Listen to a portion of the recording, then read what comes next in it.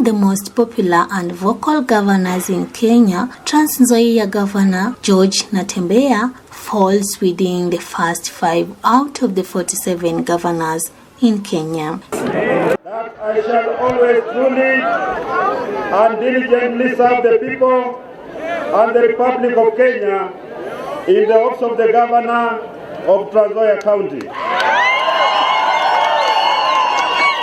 That I shall diligently discharge my duties and perform my functions in the said office, and that I will do justice to all in accordance with the Constitution and the laws of Kenya.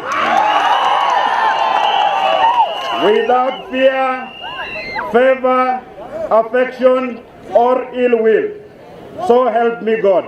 He is in his first term as a governor, but he has managed to stamp his authority in the political landscape in Kenya. Born on 2nd September in 1971 in Trans Nzoia, Kenya, George Natembeya's childhood was grounded in simplicity and discipline. His father worked at a local shop while his mother was a devoted homemaker. In Trans Nzoia, in 1971, two parents were basically squatters at that time. But immediately we moved to Bungoma, where my grandfather had land, and therefore we settled there, lived there, and I schooled, primary school entirely. I was there, and then in 1986, I went to Form 1 in Eldoret, Mother of Apostles Seminary, up to 1989 when I did my KCSE. Natembeya attended a local primary and secondary schools, after which he went on to earn a bachelor's degree in anthropology from the University of Nairobi. Natembeya did not stop there, as he obtained a master's degree in anthropology from the University of Nairobi in 1999. I was admitted at the University of Nairobi main campus, where I did a bachelor of anthropology for 4 years. It took a bit of time there because that time was when the clamor for multipartyism was just starting. And students were really involved in this thing. So all the time we're being, chased home, you go there, you stay a whole year. So we spent a bit of time at home and then completed in 1995, December. So I went back to the university. I did my master's degree, again in record time. But that time, the master's degree was taking long. But I was lucky. I had a very good supervisor, hands-on. So I completed in 1998, but graduated in 1990. He also attended the Kenya School of Government, where he honed his skills in public administration. Governor George Natembeya's career journey is characterized by a deep-rooted commitment to public service and a track record of leadership and effectiveness. He began his illustrious career as a personal assistant to the late John Michuki, who was a minister for security. This helped him to gain massive experience in security. We had Honorable John Michuki for about 3 years, from 2005 until after the post-election violence. That's when he was transferred to the Ministry of Roads. Then I was taken as a DC to Murang'a, and I worked with him very well. Most of the things I do as a public officer, I learned from him. Of course, he taught me that serving in government is a privilege. Natembeya rose ranks as he served as a district officer in Murang'a and later as Murang'a District Commissioner, where he demonstrated exemplary leadership in combating security challenges, particularly in dealing with the Mungiki gang. His tenure as Isiolo County Commissioner and later as Narok County Commissioner underscore his ability to handle high-pressure situations with tactic and resolve, such as overseeing the protection of the Mau water towers and managing complex eviction process. Where we are is only the military. that can deal with this problem. What I want to assure Kenyans that within those 3 days, very few people will surrender firearms, if at all, because each community will be waiting for the other one to surrender first. And those that will be surrendering firearms are those that have got many. Maybe I've got 6, and then you surrender one, which is most useless.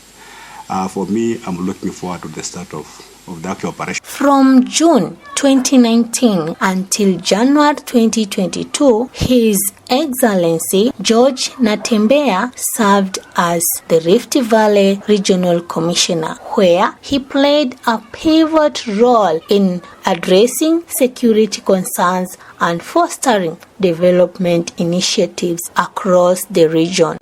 Ningependa kudhibitisha ya kwamba nimepewa uhamisho kutoka kaunti ya Narok kwenda kwa Regional Commissioner Rift Valley. Ningependa kuchukua nafasi hii kushukuru wakubwa wangu kwa kunipa hii jukumu mpya. Kwa sasa naenda kusimamia counties 14 ambazo ziko kwa bonde la Ufa. Na pia nishukuru wakazi wa Narok kwa ile ushirikiano ambao tumekuwa nao tangu nikuja hapa karibu mwaka mmoja na miezi minne ambayo imepita. Notable, Natembeya became the first high-ranking government official to resign from his position in accordance with the Election Act, paving the way for his candidacy in the year 2022 general election. Kuwa ofisa wake wa kuangalia masuala ya serikali kuu katika bonde la Ufa, na kwa ile support ambayo imenipa kwa ile miaka 2.5 ambayo nimekuwa hapa. Sio rahisi kupata support ya rais wa nchi kwa masuala tofauti yakifanyika na kipiga simu anapatikana, na nimekuwa wa karibu sana. Kama ofisa wa nyanjani, ukipata support ya aina hiyo, pia unafanya kazi kwa nguvu, ukijua kwamba wale ambao wamekutuma kuja kufanya kazi, they have your back. Ningependa pia kumshukuru waziri wetu, waziri Dr. Fred Matiang'i, ambaye pia amekuwa karibu, amekuwa mshauri, na pia amekuwa kupatikana kwa urahisi sana. Kama kuna jambo wakati wowote, mchana ama usiku, kimtafuta utampata. Na mnajua bonde la Ufa liko na mambo mengi, mara nyingi ushauri unahitajika. Ningependa pia kuchukua nafasi kumshukuru pia kwa moyo wa dhati kabisa our Principal Secretary Dr. Karanja Kibicho. Amekuwa pia mshauri wa karibu, ambaye pia ni immediate supervisor wangu. Mambo mengi sana ambayo tumekuwa tunafanya katika bonde la Ufa, masuala ya usalama, tumekuwa pia tunawashirikiana kwa karibu sana. Na pia niwashukuru wale maofisa wengine ambao wanasimamia idara mbalimbali za usalama, aswa Inspector General wa polisi pia ambaye tumekuwa karibu na yeye, DCI Director George Kinoti ambaye tumekuwa tumefanya kazi kwa karibu. Hakuja kuwa na any barriers. Kama kuna jambo lolote kuhusu management ya usalama, wamekuwa karibu sana na nashukuru sana. Ningependa pia kuwashukuru wenzangu ambao mnawaona hapa, county commissioners. Hatungefaulu ile kazi ambayo tumefanya kama wangekuwa ni wazembe. Hawa maofisa ambao wako hapa, kila mmoja wao amejukumika sana katika kaunti yake. Mnajua Rift Valley iko na 14 counties, na wamefanya kazi vizuri sana. Natembeya joined the Democratic Action Party of Kenya, DAPK, to vie for the Trans Nzoia gubernatorial seat, which he won with a landslide in the August 2022 general elections.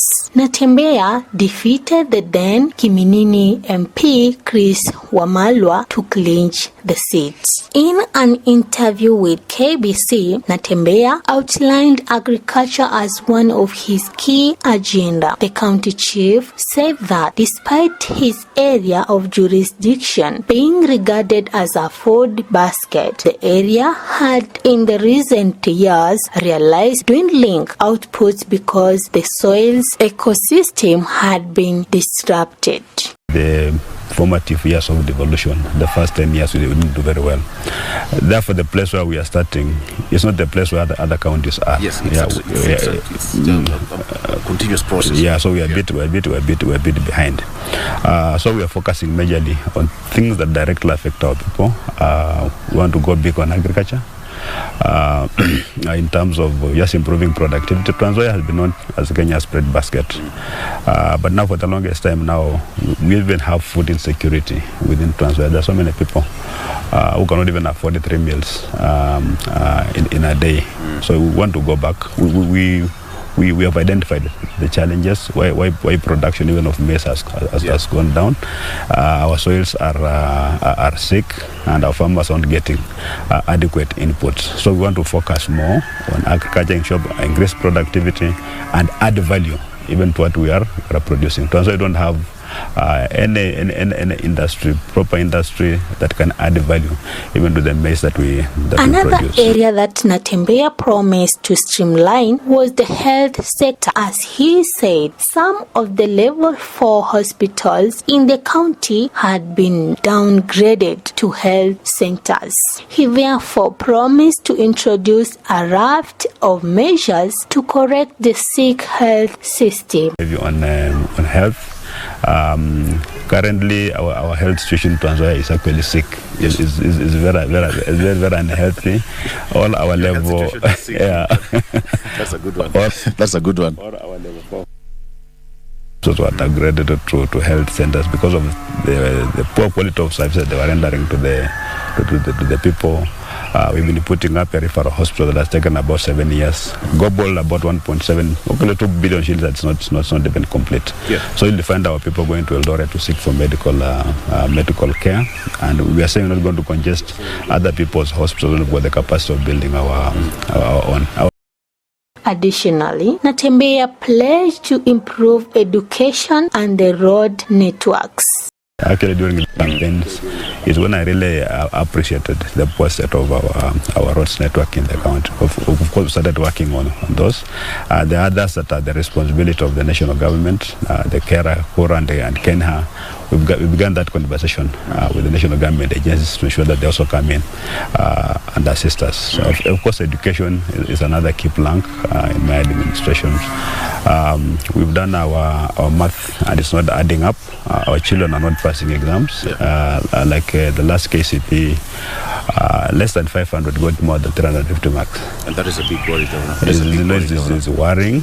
Less than 5,000 got above 250 marks in a county that used to be number 1. He is the mastermind of the Tawe movement, which seeks to address issues affecting the people from Western region.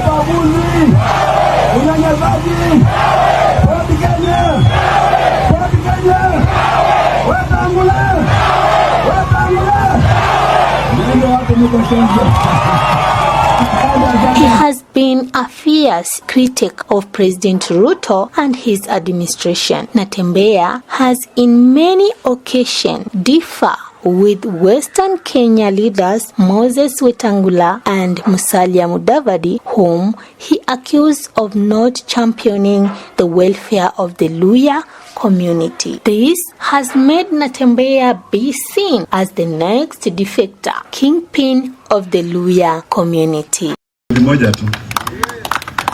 Sisi kama wakazi wa Trans Nzoia, we must be alive to what's happening at the national level. We must be alive. Lazima tujue nini kinafanyika kule. National level umekuwa na mabadiliko katika the presidency. Tuko na new deputy president, His Excellency Professor Kindiki. Professor Kindiki was born in 1972, is my age mate.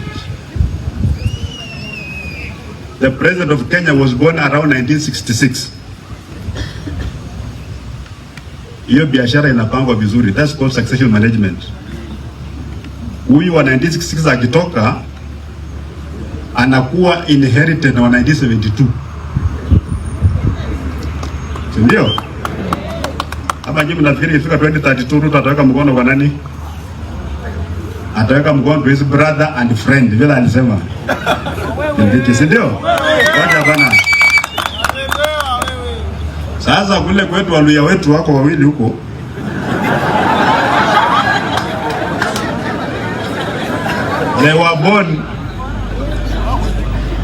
They were born kitambo. Kwa succession matrix, they are not there. Hiyo tu ndio kweli wa Mwenyezi Mungu. They are not there. Ena Luhya ambaye anaweka hope zake kwa Wetangula na kwa Mudavadi, hiyo umepiga miss. They are not there. Na sisi tumesema lazima tujipange. Ama nini watu wetu? Lazima tujipange kama jamii namba 2 Kenya in terms of population. We will no longer be classified as others. Hiyo mimi nimefanya mkutano na mwenyewe myself, I've held a meeting na nimesema Mluhya kuwa among others imeisha. When we discuss matters of 2027 and 2032, we shall be on that table. Wengine watakuja kutafuta kwamba Waluhya wako na kura kiasi fulani, tunaongea na nani huko, tunaweka kura zetu pamoja. Ama namna gani? Tuko pamoja watu wetu? Tuko pamoja? Mambo ya ukabila, mambo ya migawanyiko, mambo ya kutupanga sisi, mambo ya umaskini, tumesema Natembeya is married to Lilian Haimba and a proud father of 3 children. He is described as a grounded and loving father who is dedicated to balancing public duty with personal responsibilities. In 2019, Natembeya, then working as a county commissioner in Narok, said that school children would have to be inspected to determine if they had undergone FGM so that their parents could be held culpable. His utterance caused a stir with teachers and anti-FGM groups, warning that it was not only offensive but the move will lead to stigmatization of girls who had undergone the cut. Umetembea Narok mzima mpaka umepita mipaka. Ati mimi nasikia atunataka kwenda kuchungulia ati kupima wasichana wetu kujua mwenye ametairiwa, mwenye amekaketwa, mwenye amepashwa tawara. Bwana Natembeya, baada ya kujua solution yako ni nini? Utawachonelea? Utawafukuza shule? Utawalipia school fees? Ama utawafanyia nini? The only thing you can achieve, Bwana Natembeya, is to stigmatize our young children, our young girl, and most of them are very innocent. Wengine ni miaka 12. Hawakuwa na uwezo wa kufanya decision. Wazazi wao ndio wako na makosa. Ule tradition circumcision ndio wako na makosa. Lakini wewe unakuja kustigmatize watoto wadogo. Hata kusoma itakuwa ni shida. Utakuwa umewaparade. Wale ambao wamefukuzwa shule wanajulikana hao wametairiwa. Wale ambao wamebaki shule wanajulikana ambao hawakutairiwa.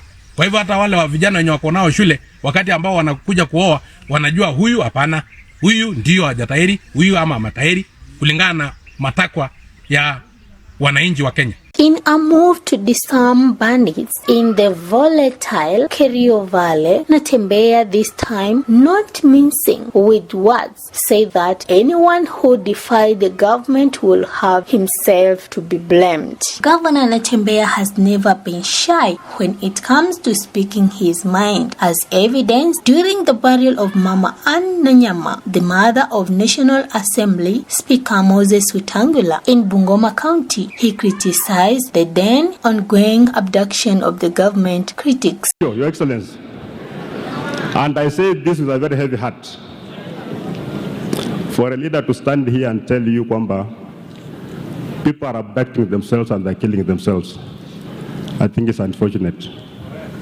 It's not for these hallowed grounds. Our children are getting lost, they're being abducted, wengine wanauawa. That's the position.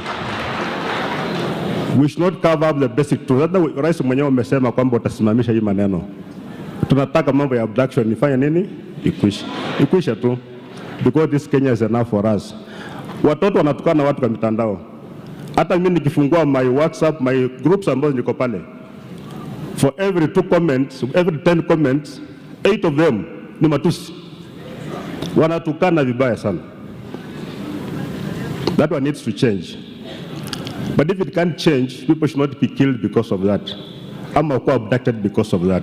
His remarks were targeted toward the Central Organization of Trade Unions, COTU, Secretary General Francis Atwoli, who alleged that some youth were falsely claiming abduction to attract funding from civil society organization. In May 19, 2025, Natembeya found himself in a tight rope after officers from the Ethics and Anti-Corruption Commission stormed his home to carry out a search. He was accused of graft where cash 1.4 billion was missing. This created drama as residents came out to counter the officers, ending up burning several government vehicles. However, the governor was still arrested and taken to court, where he denied the charges and was released on bond. On executing a bond